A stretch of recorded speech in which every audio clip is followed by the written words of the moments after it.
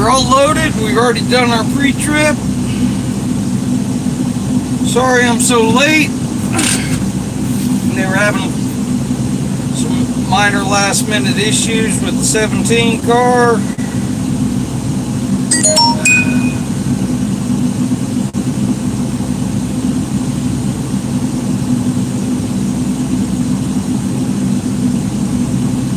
This thing looks like it's going to do something.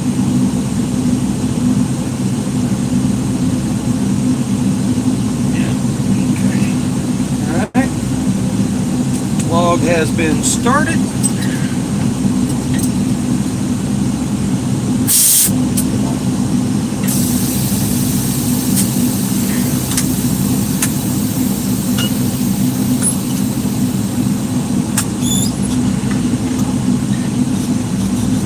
Alright, so Cubby found him a new place to be employed, and because we haven't been able to find a replacement yet, I am taking both cars in one haul to Pocono.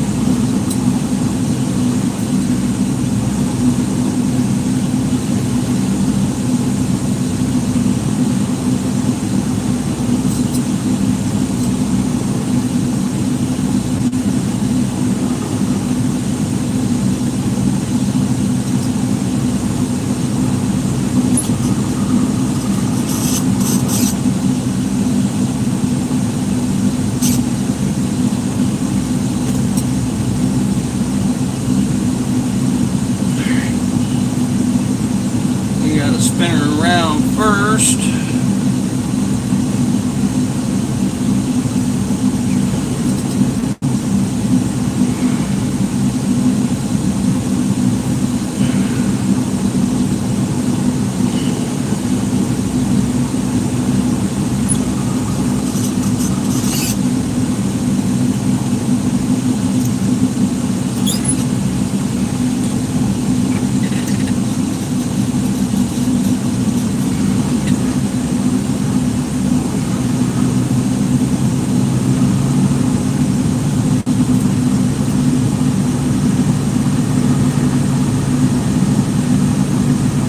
So yes, we have Cubby's number 17 Featherlight on the fifth wheel today.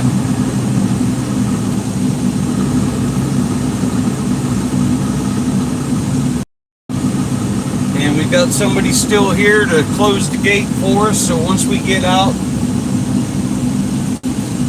on the road, we won't have to stop and play with the clicker.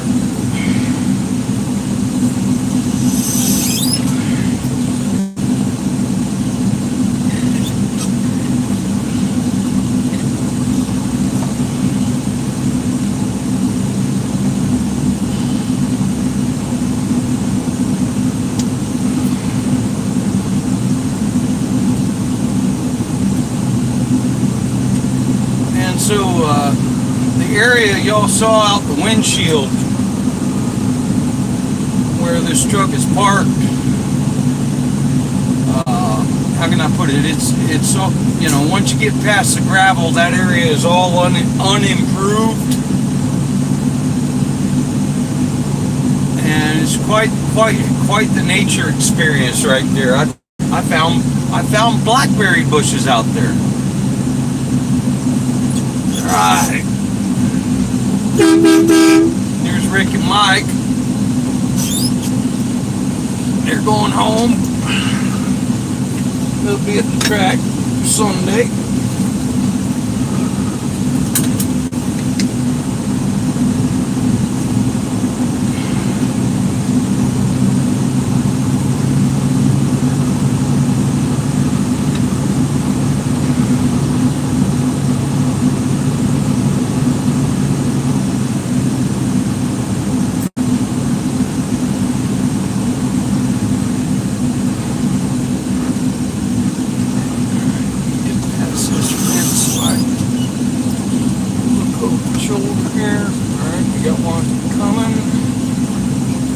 Looks like we got a bunch coming.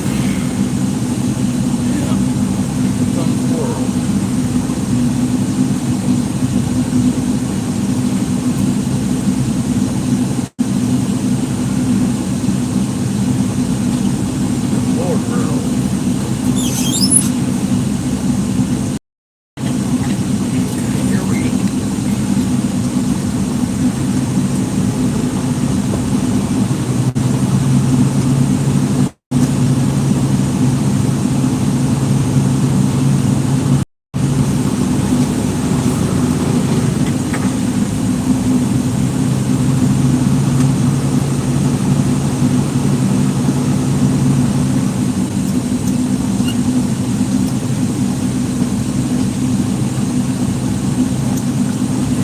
look up like that.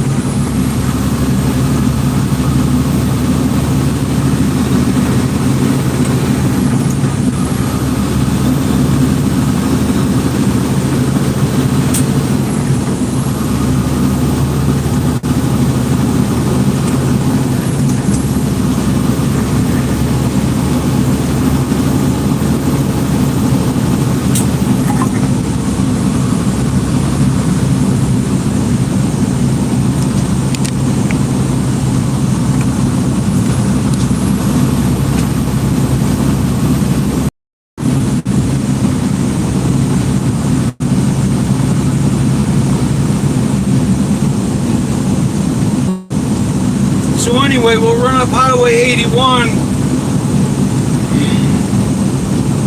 through North Carolina, Virginia. Well, let's see. No, we'll be in Virginia before we catch 81. We're going to jump on 77 in North Carolina, run up to Whitfield, Virginia, jump on 81 north, run through Virginia, West Virginia, Maryland, and into Pennsylvania on 81. Then we'll, once we get, I'm not sure of the mile marker, we'll get up past, we'll be, near Wilkes-Barre, Scranton, in that area. We'll pick up 80 and we'll take a right 80. And we'll, and we are trying. We are making an effort. We have to be at the racetrack before 7 o'clock a.m. After that, they will not let us in because they're having a race and there's going to be fan traffic and all that kind of yah-yah. They won't let us in until after 3 o'clock. I personally want to have this thing parked before the sun comes up.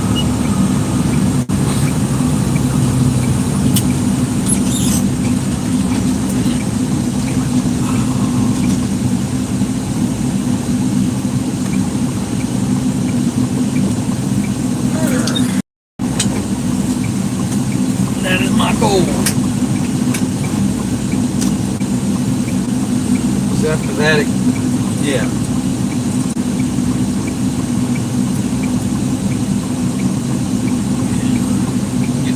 Park.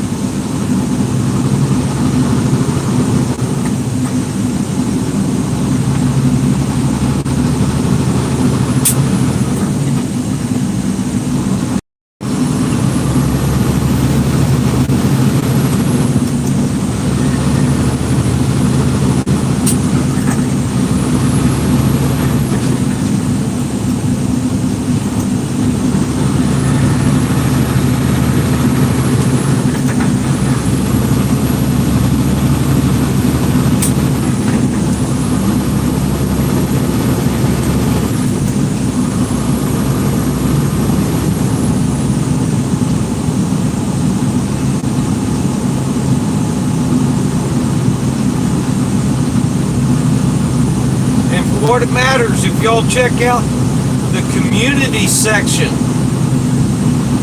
of my channel, I posted a photograph of the trailer and the tractor hooked together.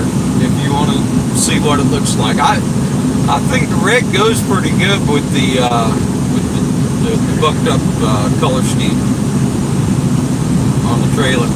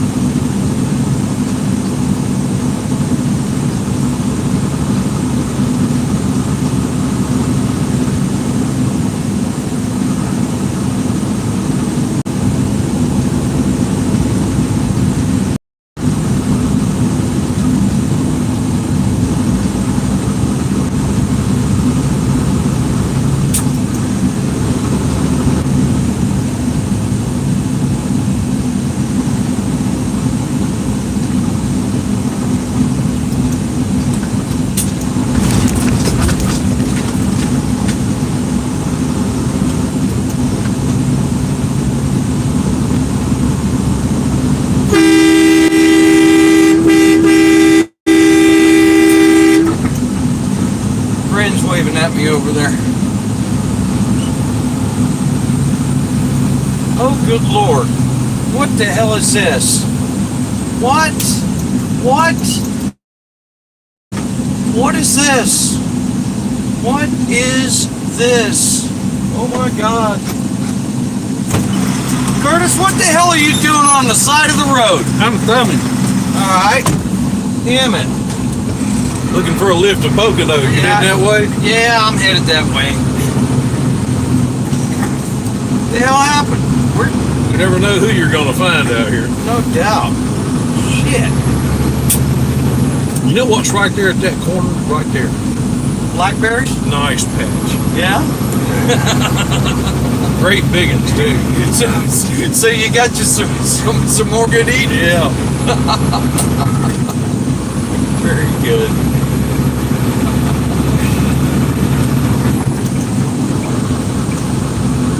Oh.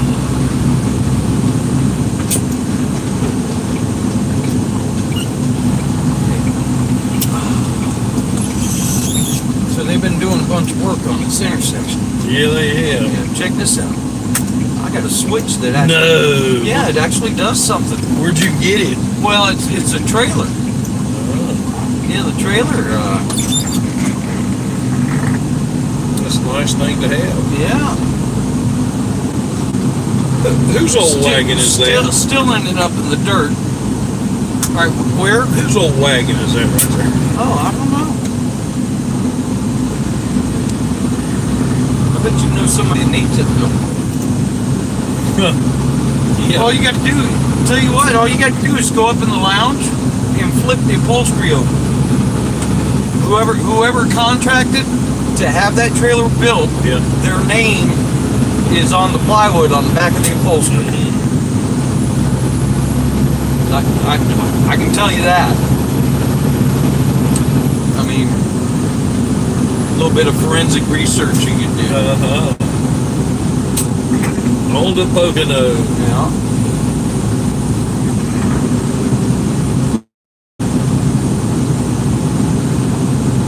Who all you got on board? I haven't had a chance to really touch base. I got you. And actually, I'm probably going to have to turn the damn screen down. I bet you will. I forgot to turn the screen down. Yeah. I did clean the lenses, so.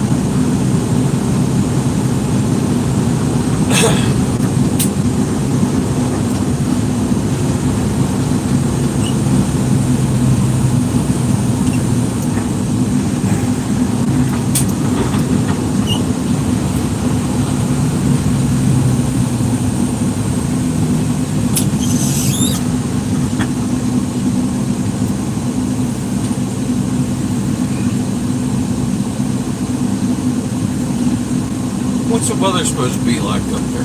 Well, we got a good chance of rain tomorrow. Yeah. Yeah. Yeah. Another good reason to get parked. Yeah, threw my galoshes in. Yeah. And it's Pocono. You can no telling what you're gonna get. It's either gonna be rain or it's gonna be lightning. Yeah, fog, all that. Yeah. Did I ever tell you that time Partis qualified Arctic in the fog? You couldn't. He left. Yeah. You from the pit road, you could not see the entrance of turn 1 or the exit of turn 3, and we're out qualifying in the crap. Well, you know, I was a few years ago. I believe when Boucher won at race up there. Spotting, it's probably Earnhardt. Yeah. And storm all around us, lightning. Yeah. Come up on the screen, and they announce take shelter. Everybody take shelter. Your safety is your own. And we're under caution, and they're riding around making caution laps. Yeah. Because they're hoping that Boucher's going to run out of gas because he's on a mileage thing, and he's like the only guy that didn't stop yet. Yeah. And they know if they stop it, he's going to win it. Yeah. And it's so foggy, we can't see nothing. Like they come out of 1 and we lose them till they're coming into 3. We can't see nothing. Right. And we're up there with lightning strikes. And I said to the official, hey, you told everybody to get out of the grandstand and seek shelter. We're on the roof. Yeah, no doubt, no doubt. They finally figured out that Boucher had plenty enough fuel he could outlast him, so they called it and gave him the win. Yeah.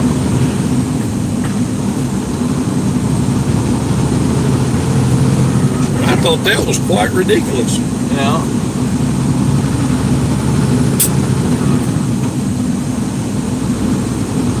Had some big moments at Pocono. Yeah. Travis Quaffle. What happened there? Travis had been our driver one time. He did, and I think the world of Travis, and he did a good job. He races hard. Yeah, I'm trying to think of what you're. But he had tore a bunch of stuff up. He right-sided one about every week, and Archie basically got tired of putting the right side on the car every week, and he let him go. Right. Well, came up Pocono, and we didn't have a driver with a sponsor or anybody. Right. And me and crew chief at the time probably was Ben Leslie, and Clinton Cram was there. Okay. And we all liked Travis, and we were like, Archie, let's give Travis another chance. He did real good for us at Pocono before, had like maybe our best finish in our history at that time. It was at Pocono, So Archie relented and said, okay, he can drive. Tell him do not tear that car. So, we all talked to Travis. I talked to him. I called him before we, before we ever left, go up there and get a look, dude. You're getting a shot, this can lead to bigger things, just go over there, have a standard day, don't tear nothing up. Yeah. We'll get the best finish we can, and then we'll build on that. Right. So he goes out in practice, and I get him a nice big slot. Yeah. 57 Chevy? Ooh, a Nomad. Yeah. I believe it was Cram, told him coming out, it's okay, we've loosened it up, I've changed it around, just feel it out good, okay? Right. And so Travis goes around, he comes around like he's coming to the green. Yeah. He blisters off into turn one. Mm-hmm. And when he come out of turn one and was heading for the tunnel turn, I had no stopwatch or anything, but just the visual of how fast we left that corner and how fast we're getting to the next one. His lateral movement across and he goes across the tunnel turn and knocks the wall down. It didn't stick. Damn it. Boom! And he creamed the wall, and I'm like, and all I did was keyed up and said, guys, get the backup ready. And I think it was Clinton again that came on the radio, and he's like, what happened? And Travis said, I had a moment. Damn it. And boy, it was a moment. Yeah. But if he'd have made that tunnel turn, it was probably a track record, it looked like. It was rolling. Yeah. Poor old Travis. Damn it. I was there with Jeff Burton. Yeah. Who was it that hit the wall in 3 and then come into the pits and hit our stall? That was Casey Kane. Casey Kane. Me and Mason were sitting on the wall where that car hit. Yeah, he kind of glanced off the wall. He was fighting to keep it off the wall. Yeah. And then the car took a bite and just made a hard left. Yeah. And here he comes, doing about $180. Yeah. And me and Mason saw it. We stood up, took about 5 steps back, and wow! Boom! Yeah. Yeah, there were impacts on top of the wall. All the shit on the wall just went flying. I can't imagine. Yeah. I was there with Jeff Burton, was driving Archie's car when the Petty Xfinity deal shut down, but he had already had money in to fund races, so they said, look, tell you what, we're gonna put you in Archie's Cup car with your sponsor in Pocono, right? To satisfy that. Yeah. And he's like, okay. So we're sitting in the pre-race meeting. Right. Who's driving? Jeff Burton. Oh yeah. Okay. Good, fine talent, good talent. Right. And it's Archie, myself, Jeb, and the crew chief. I don't know why I draw a blank on who was the crew chief. Might have been Gene Need by then. Yeah. And I don't remember being there ever when Jeff Burton was shot. you had to be there. It was one time.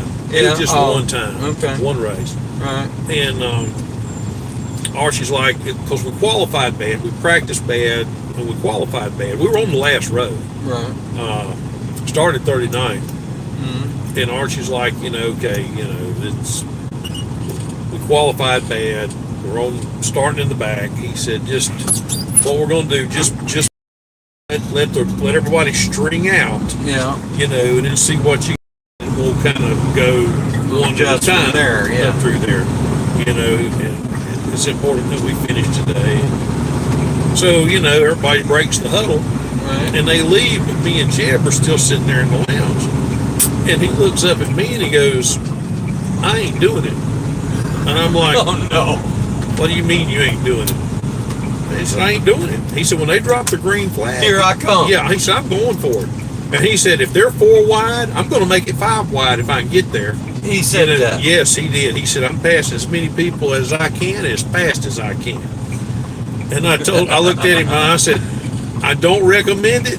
I said, "But whatever you do, I'll watch it." So they dropped the green, and he was true to his word, son. He come from 39th, and I think when they went through turn 1 with him on the bottom on the apron digging, and when he slid up across the track, started a little chain reaction, and they spun behind him. Right. But he came out of turn 1 in 21st place. He passed half the field. And I had a line of spotters lined up to shoot my ass. They just walking by you, hitting you on the head. They were lined up to give me hell. And I said, "Guys, I ain't driving it." Yeah. We told him not to do it, and that's what he did. And then I got so many, well, if he does it again, we're putting you in the fence. I'm like, whatever you feel like you have to do. Yeah. I'm just trying to get him around as safe as I can. I am not driving that car. Yeah. And so the next restart, he didn't have enough oomph. They blocked him. They mirror drove him real good, bottled him up. So. And he wasn't good enough to be in 21st, and they backslid him. They, shuffled him back to, like 30th or whatever.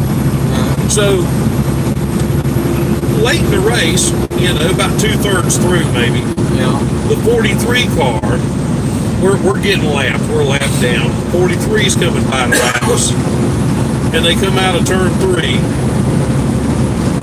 and the 43's under him, and Jeb's. They get together and they crashed all to hell up on the front stretch. Tore them up. Yeah. And Stevie Reeves, great guy, great spotter. He was spotting for the 43. Mm-hmm. And he come down there and he's in my ass. He is upset. Yeah. And I said, "Stevie," I said, "y'all are the ones that put him in the car." Yeah. Because he was with Petty's. Y'all are the ones that did it. Now I kind of remember the Petty association for an instant. Yes. So don't yell at me. Y'all did it. You should have put him in your own car. Yeah.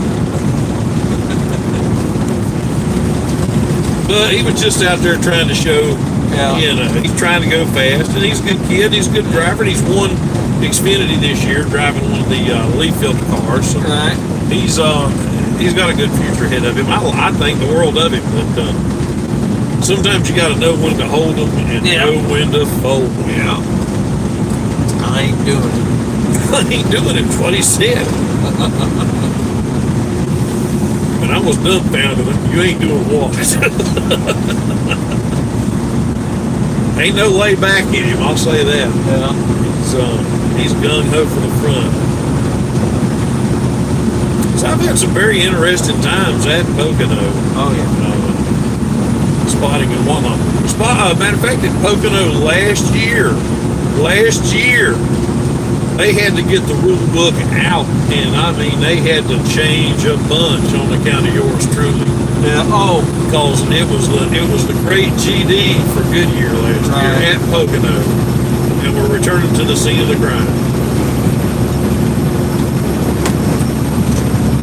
so is this the one that triggered what eventually happened at Indy? Yes, this spilled over to the Indy deal. You made the tires magically. Yeah, it can never happen again. Never going to happen again. Yeah.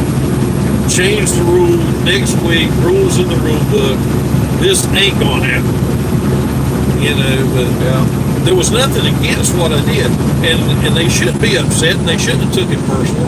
And it's like I told one of the officials over the tire thing was pretty hot. Yeah. And I said, you understand, I can't make policy. I read the rule and interpret it and say, hey, what about this? And if it's yes, that's not my fault, That's just how it is. But the way it worked last year with the double header, first time in history, double header. And the truck race rained out where I was going to get my tires. So I'm like, okay, I'm in a panic. So I go to Goodyear and say, look, by the agreement we have with Goodyear, written agreement and the rule book, it doesn't say that I can't use my tires for the second race. It just said I have to buy 2 sets per race. And I might have to take this as one of my crew guys. All right, you need to. Might want to, yeah. All right. Hold on. Bear with me. Hang on a second.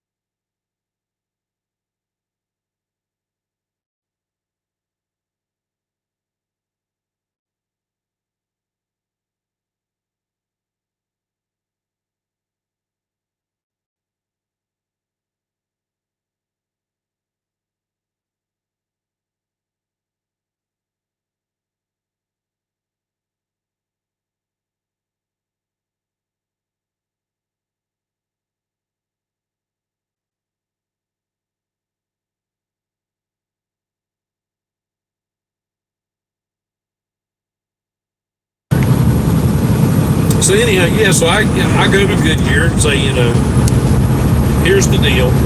It's what it says. Yeah.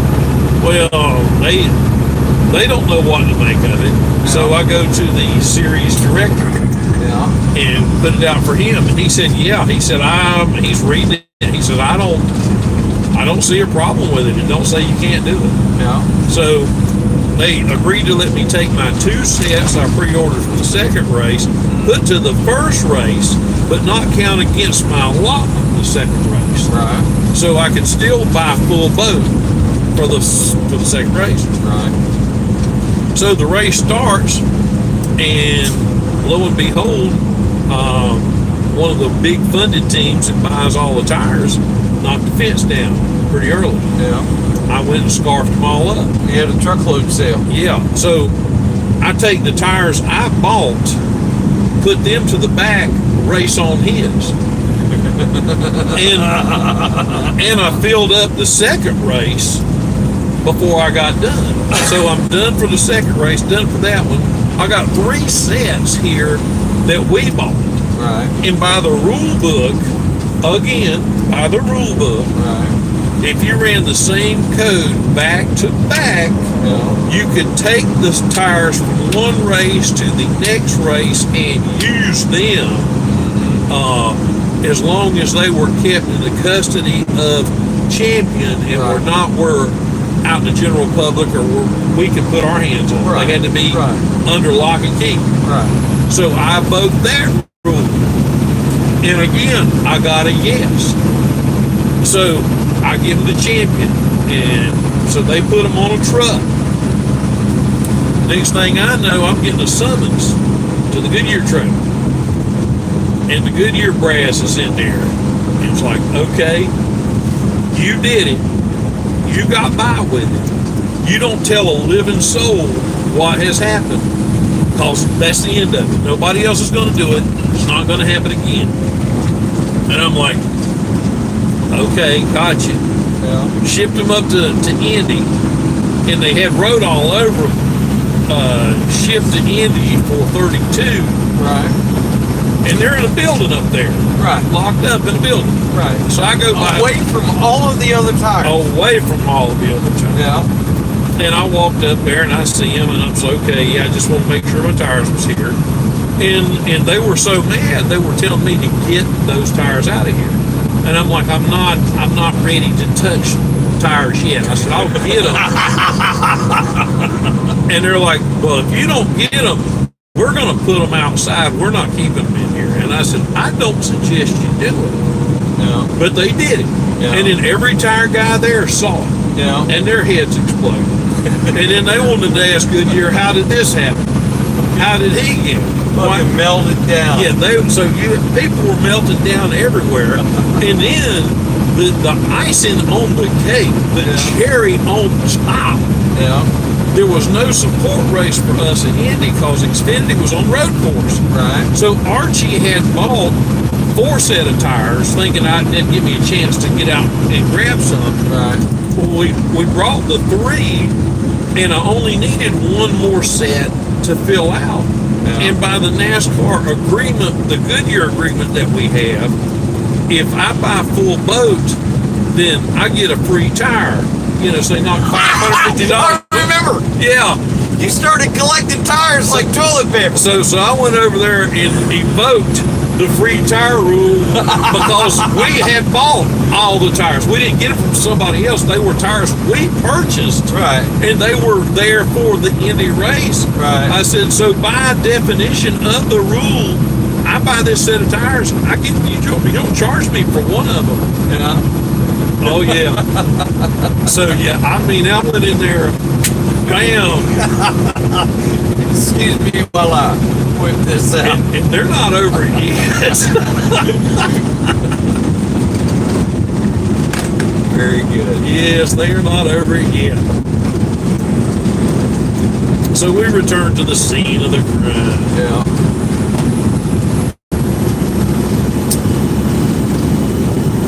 But and I don't know if I ever had showed you the picture of you standing in front of the tire? Yes. I took the picture. Okay.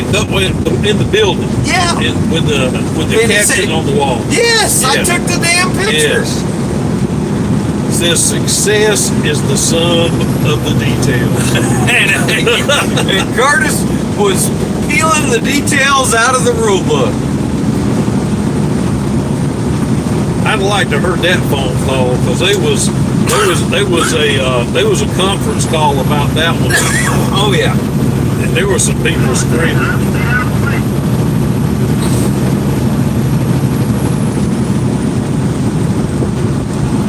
That's when Mason went down to pay the tire bill at Pocono because I wouldn't go down there. And he came back and he told me, he said, Curtis, he said, don't go around Stucker the rest of the year. He said, the rest of your life, if you can help it. He said, that man hates you.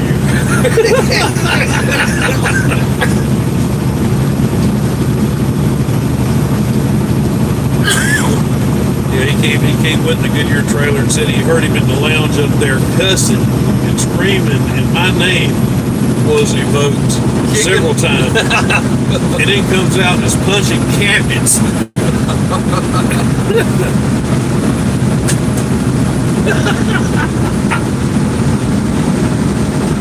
You know, to this day right now, if he's over there at that trailer, they won't even give me a cup of coffee. Damn it. It'd be like, Curtis, you might have to come back. Yeah. Curtis, just turn around. Yeah.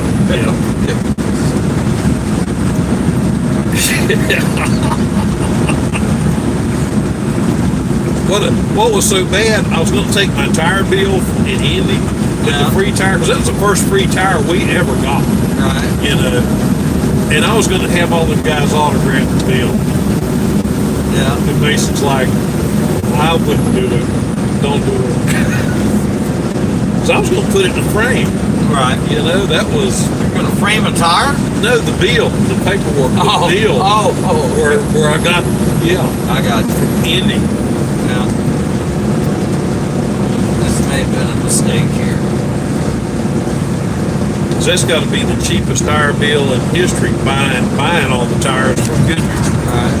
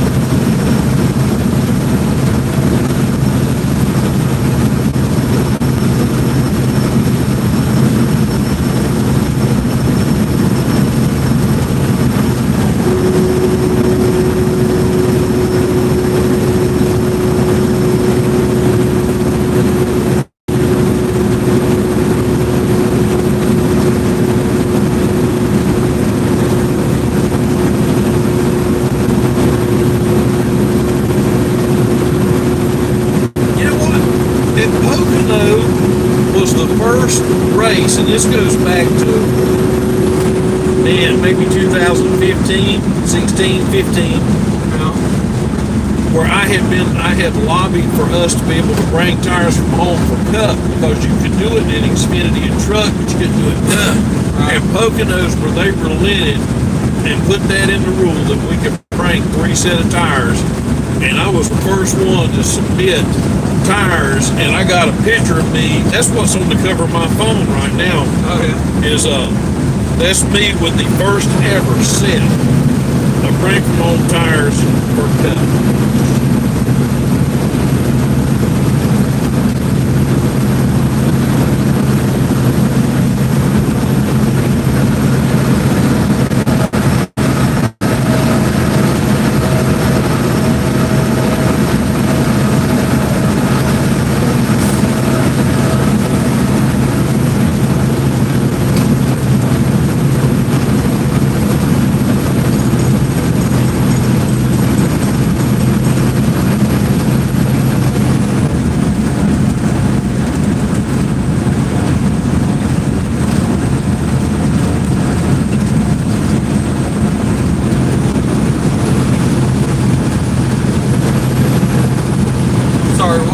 It was a matter of principle. Yep. My boy's got a JP Hunt trailer, and he's running 75 miles an hour.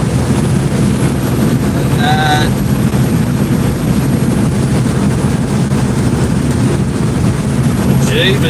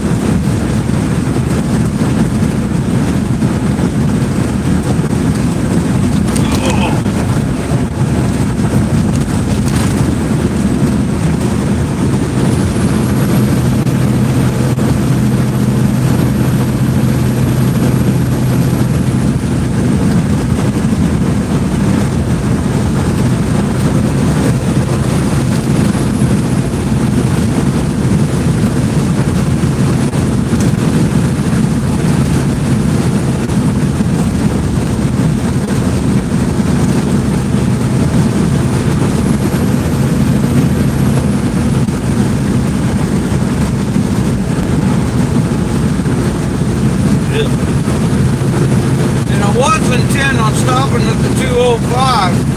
Yeah. That time kind of got burned. Yep. I already explained to you about how we can't access the track after 7, right? Yeah. We gotta get there. Yep. We gotta get there. Which will be fine, but we ain't got no flop around time. Yeah.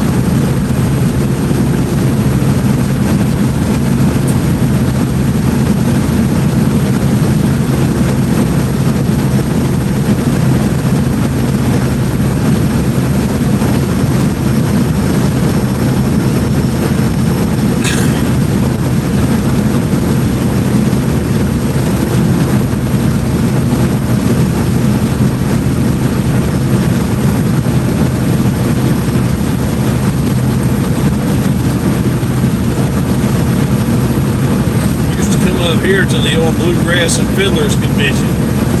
What's that? Right here at this exit. When is it? Oh, they quit it years ago.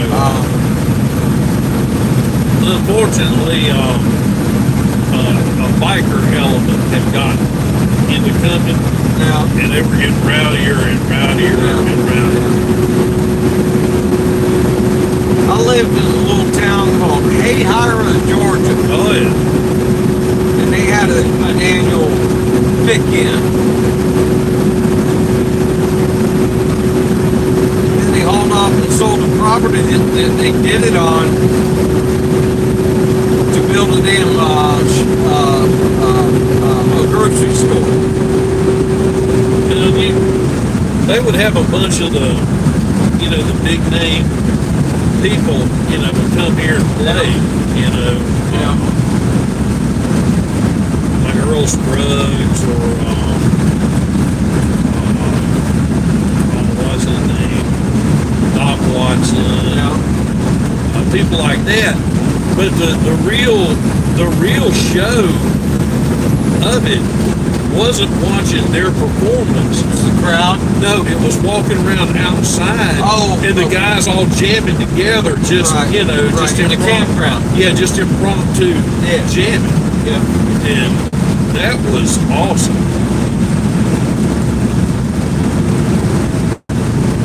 Yeah, he put up one of those massive big top tents, and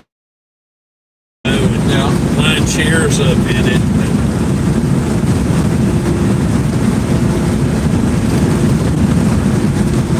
Yeah, it was a good time.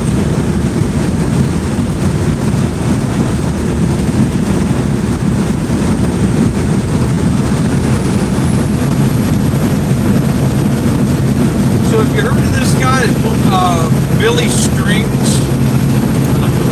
Plays bluegrass? Named Billy Strings. He's got a song about a guy that does 22 years in prison for dust in a baggie.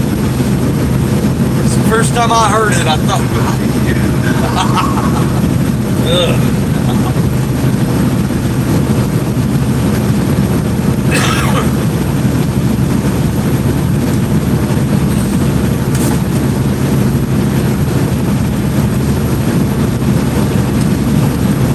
See, Willie Nelson's coming to Charlotte, 88 years old. that's awesome. Hey, son. Yeah.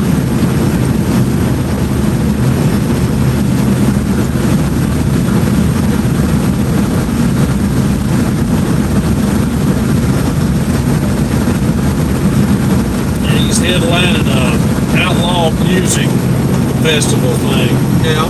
Bunch of young artists. Yeah. Eugenics? I don't think he's on it. Yeah.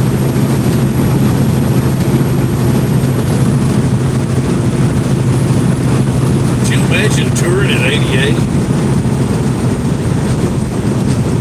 And I had saw something about Jerry Lee was going to do a show up where he's at. Yeah.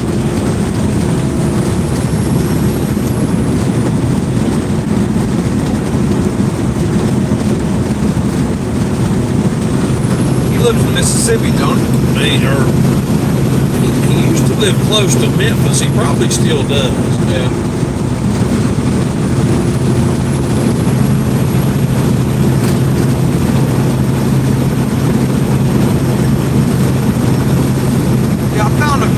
on YouTube that fairly recently there was had a birthday party for him at his house. I'm trying to think of who all was there. I mean, it wasn't a lot of people. Yeah.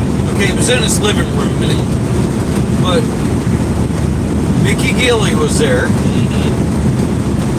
and 2 or 3 others that just you ain't seen him forever. But then they had this one kid,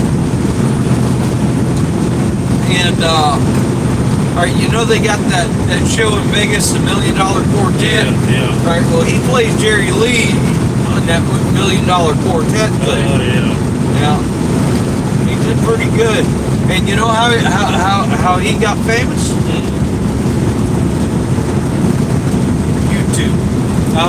He walked in a hardware store that had a damn piano, and he sat down and peeled off a damn version of Great Balls of Fire, and it went viral. And now he's got a job for life. Good for him. Yeah.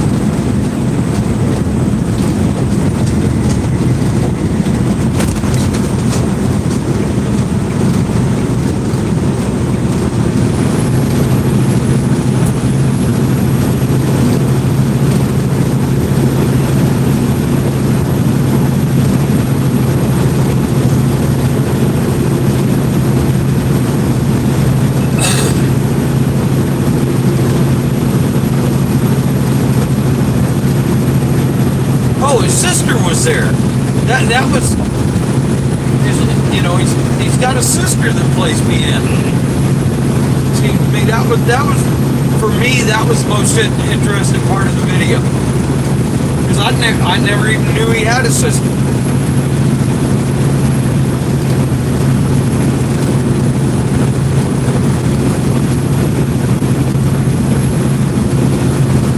The old killer. Yeah.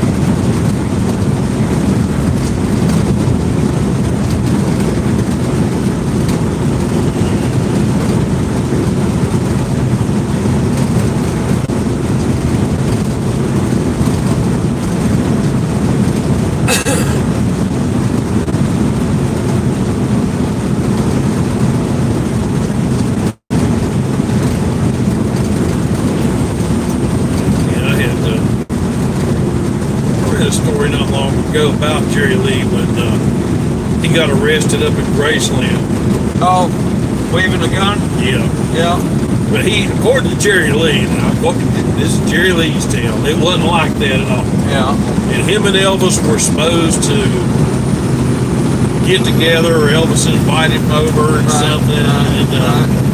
And I guess Jerry Lee had went somewhere and had drank a little bit. Whoops. And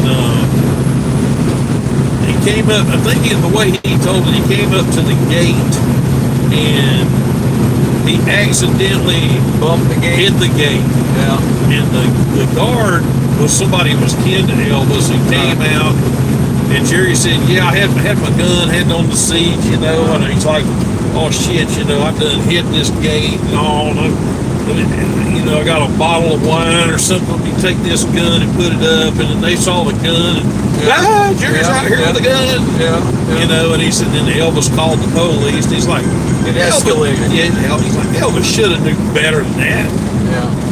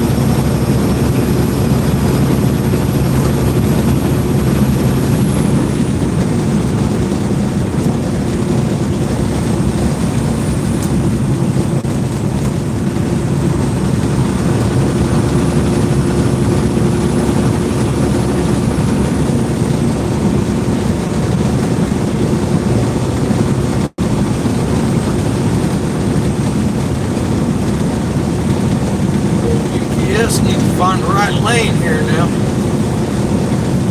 I'm sure he'll get around to it.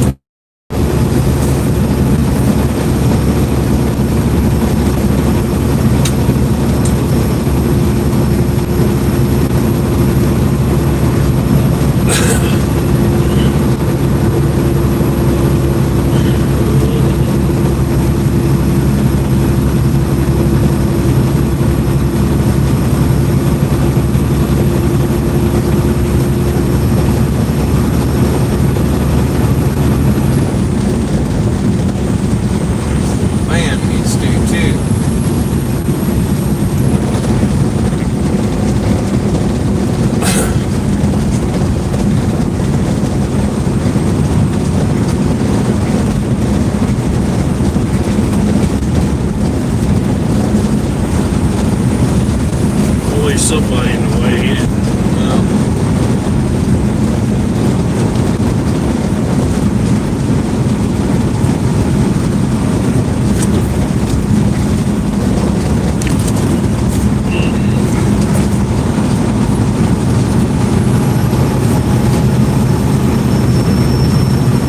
You got your truck driver hologram this year, didn't you?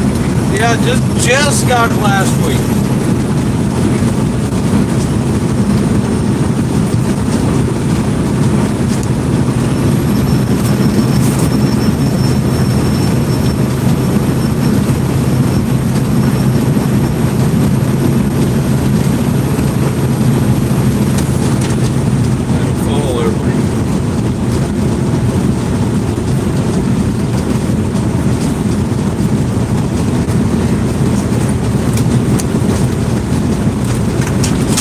I ain't seen any memo about this week about drug sniffing dog or nothing. Yeah. I think it's back to freaking, well, I don't know if it's normal protocol, but You know, Nashville brought the dog back out. yeah. Well, it's always, how can I put it? It's always been an option as far as I can figure. Of course, now Pocono, man, I've seen some weird ass equipment being dragged around Pocono. Old boys walking around with Geiger counters and all sorts of stuff. Yeah, they had the COVID dog. I'm used to the bomb dog, but the COVID dog, I thought we were past him. Oh. They brought him back. I didn't realize there was such a thing. Yeah. You can smell the COVID. Yes, sir. Right.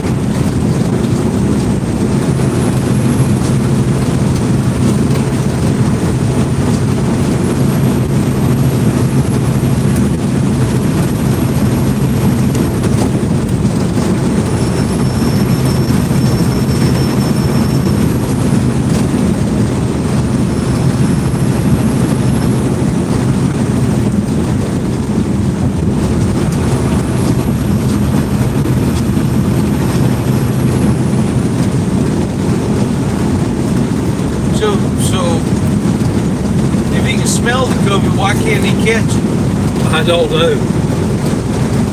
I don't know how that works. Although I reckon it's probably not a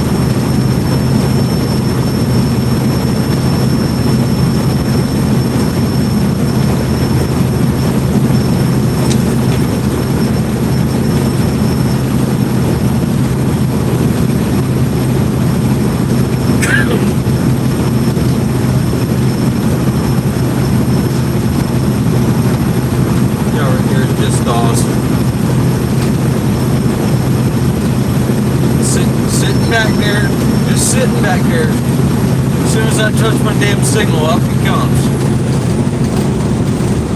Gladly trying to get out of his way.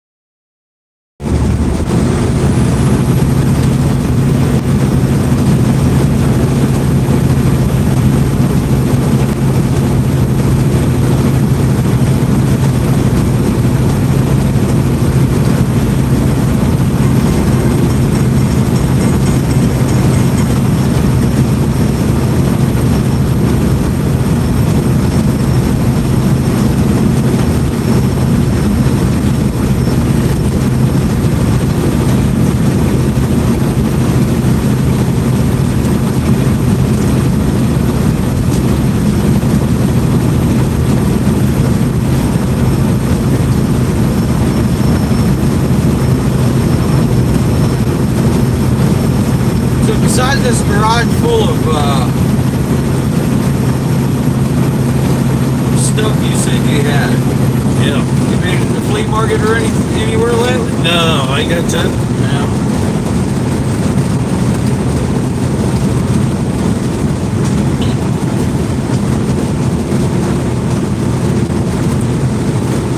Get this DVD guy down. Yeah. He must have a store or something. Yeah. So yeah, if I can get him to go $1 a throw, that'd be good. Yeah. So you've only got $100 and 600 CDs? Yeah. Or DVDs? Yeah. And that's not including the TV shows? No, I got a box full of TV stuff. And what kind of classic TV? Yeah, it ain't really stuff I know too much of. Yeah. You know. Some of these new online online TV stuff I never watched. Yeah. I do have a couple of seasons of Bonanza in there. I've got a season or two of Wanted Dead or Alive, Steve McQueen, Bed. I've got Alfred Hitchcock, which I may keep. I always like this show. Oh, I got it's a Western, but it's fairly new. I've got every episode of it.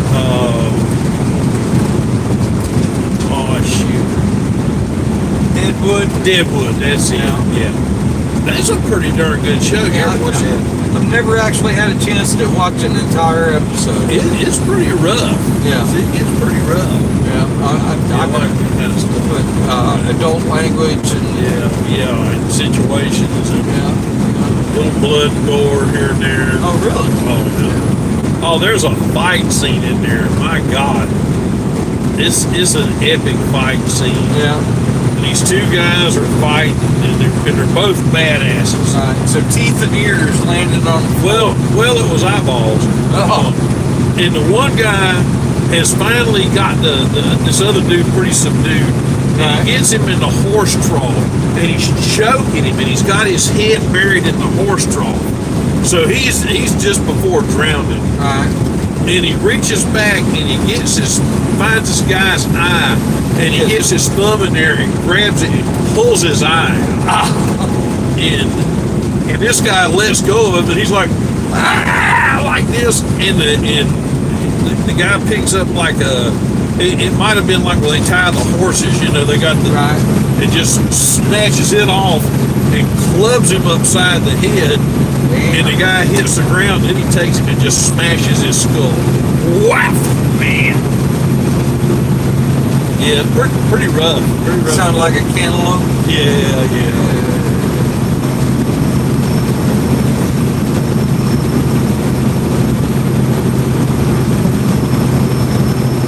I do have some gun smoke.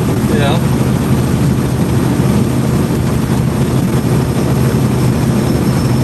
But see, I got this Fire Stick TV thing now, so I can watch any of that mess. Yeah. It's not like you got to have the DVD, because you can just go to it there. That's at the house, you mean? Yeah. By the time we get to the hotel room, I don't have time to just sit there and just take in a movie. Time to sleep. Yeah.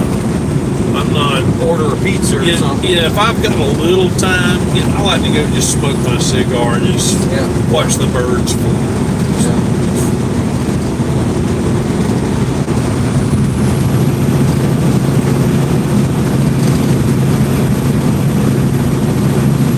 Something I got that would interest you, and I got it because it interests me. But it's a Crosley. I guess it was a radio cap. It sits about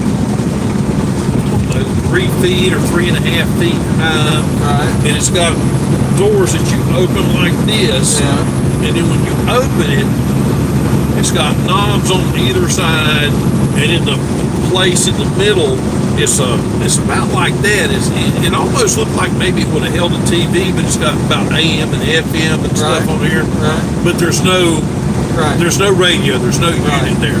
And in under it, it's got a drawer you pull out where a phonograph would have been. Right. Now the speakers are still in it, down at the bottom. Right.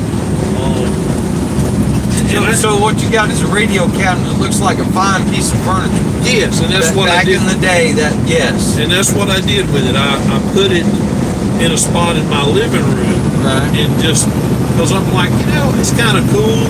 Yeah. I like it. I could probably flip it, but I think I like it. Some later model guts in it. Use it. Yeah, you could,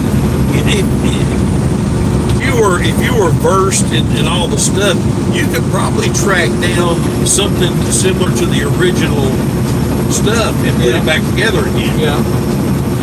Because the knobs are there and the space is there where it goes, and the speakers are there, nothing to do with the hook it back up. Right. So if the knobs are attached to something, a switch and such? Yeah, but there's nothing back there behind it to turn. And then on the other... Okay, well somebody actually made an effort then, because generally if there's knobs, there's a chassis. And on the other side, the knobs are there, but like the knobs are just loose, like I got them laying in there because there's like nothing. Right. Where you should have had the volume or something, going on. Right. But I thought it was I said, this is cool, I said, I bought a whole slug of stuff from the clothes. It was another estate kind of a deal, but it wasn't a estate sale. The guy was just wanting to get rid of everything in his house, and sad story, but I got the radio cabinet. I got an antique little table like would go beside of a smoking chair. Yeah, like that. Antique with like a marble top on it. Right. Good place to put your bourbon on the rocks. Yeah, exactly. Good for that. While you're reading your book. I got an old lamp that looked pretty cool. It was different. Let's see, what else did I get? Oh, I got and this is an antique, but it's like a serving thing on wheels, and it's made of wood. Yeah. Like a cart, you got a handle. Serving cart. Yeah, and you just got, like, you can fold up the leaf on either end to make it bigger. Yeah. And it's got a serving tray up under that you can leave there and pull out, or you can take it out and use it as just a tray. It's a cool piece. I got that. I got two of the old wooden crates like you would put albums in. And I got some stuff, and like I said, this was a sad situation, but I got a brand new, never used, one of those like portable or invalid toilets, with wheels and all that, and a walker, and a big shower bench. Right. But I got all that and some knick-knack stuff for $100 bill.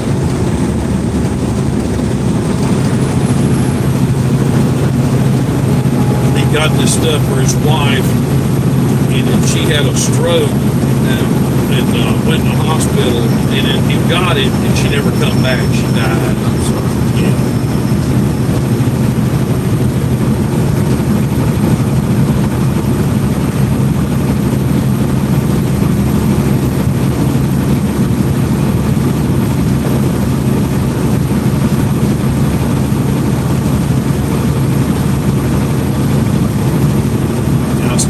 Place today. Watch this guy here. He's trying to come back. I think he's submitted. Yeah. He better be.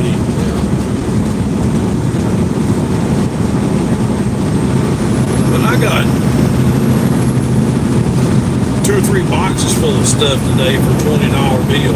Yeah. You know, they mostly had furniture and stuff that wasn't nothing I wanted to flip. I didn't see a lot of value in it, but there was a bunch of old jars and stuff that Debbie wanted, and I got 2 big cardboard boxes of those. And I got some jugs of antifreeze. I got a VHS player, Samsung VHS player.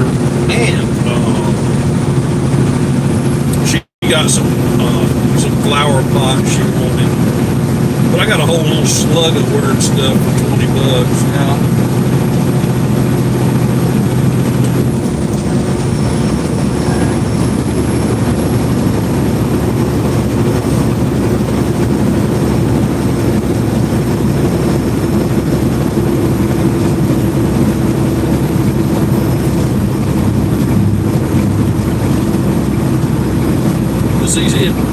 I figure, you know, most of this stuff, like the appliances, I'll flip. Right. Because I got a guy with a store that's interested. He wants to buy all my refrigerators. Getting $1.50 a piece out of that. Got some nice side-by-sides with the ice maker and all. Yeah. Got them for that.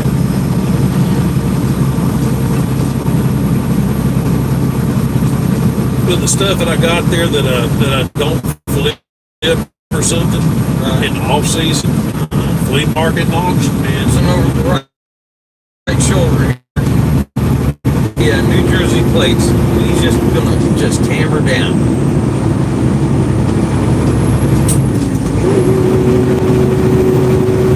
Well, he should have seen what was coming and gave you a link.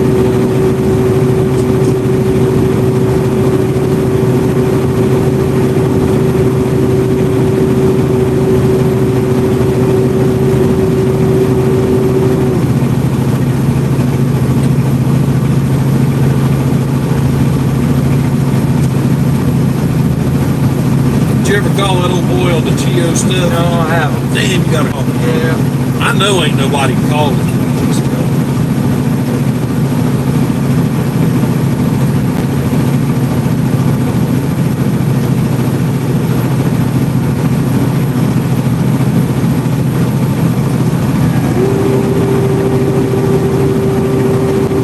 You got a trailer you can borrow or something? You might could drag some damn gold up out of there. That's what I need. I need a trailer. I don't even have an hitch. No, just a dollar. So per dollar. I'd like to have a trailer because, man, I could really haul some stuff out of the place in. Yeah. Well, you know, they said that. Well, I mean, you're looking for one for nothing, though. I know you. Yeah, if I got it, it's a steal. They got some nice ones there at like Home Depot and Lowe's. Dude. Yeah, my brother's running a business out of one. Yeah. Of course, he bought his used though. But that's where it comes from originally. Yeah.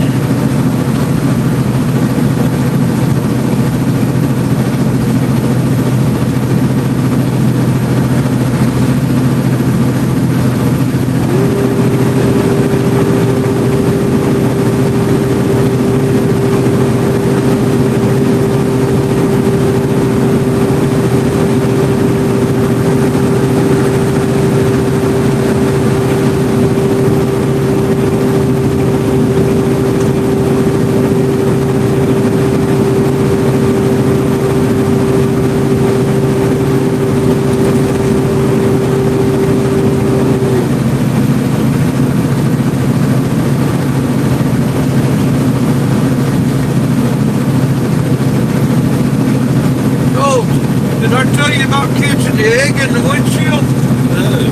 Oh yeah. Where the hell was I coming back from?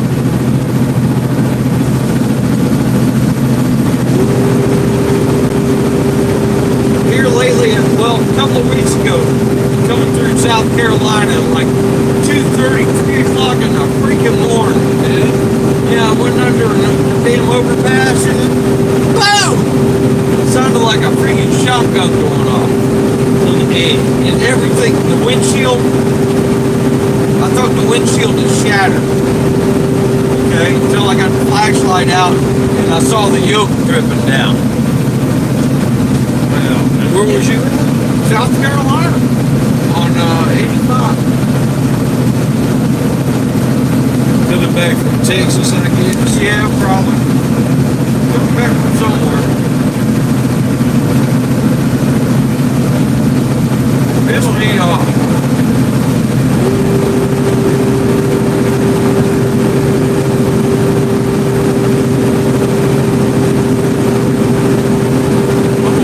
Emily, South Carolina and all that mess around Georgia and all, that's about too much. Well, you talking about Atlanta? Yeah.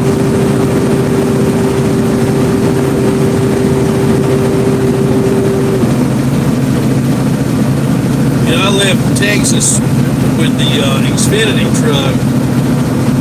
And I thought, I said, we'll roll through there Sunday, Sunday morning, it won't be bad. No, wrong answer.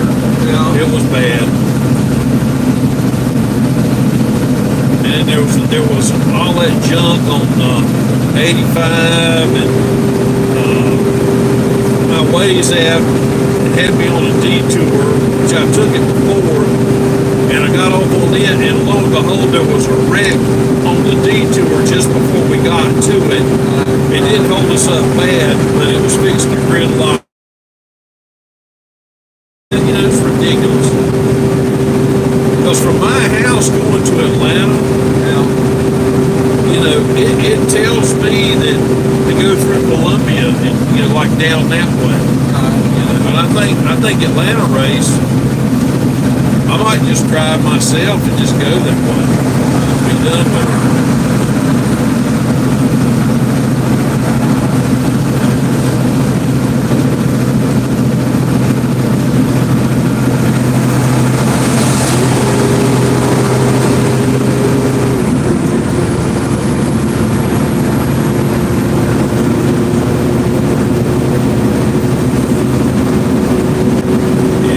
It's got too far out of hand with road construction and wrecks and the mess, and just hard to take.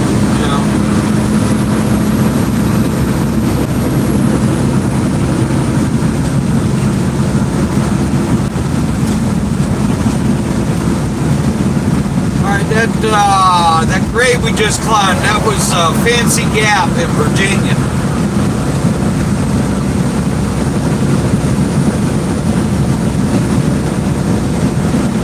At least that's what, if you mention Fancy Gap, that grade is what you think about.